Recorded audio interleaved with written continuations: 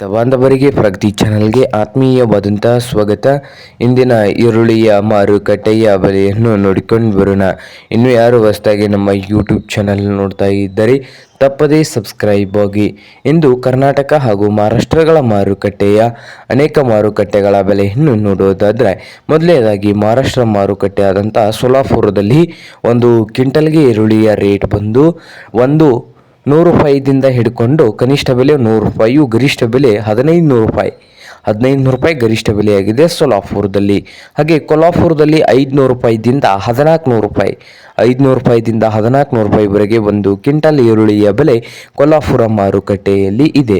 ಹಾಗೆ ಕರ್ನಾಟಕದಲ್ಲಿ ನೋಡೋದಾದರೆ ವಿಜಯಪುರದಲ್ಲಿ ಒಂದು ಕ್ವಿಂಟಲ್ಗೆ 1000ದಿಂದ 1600 ರೂಪಾಯಿವರೆಗೆ ಬೆಲೆಯನ್ನು ಹೊಂದಿದೆ ಒಂದು ಕ್ವಿಂಟಲ್ ಈರುಳ್ಳಿಗೆ.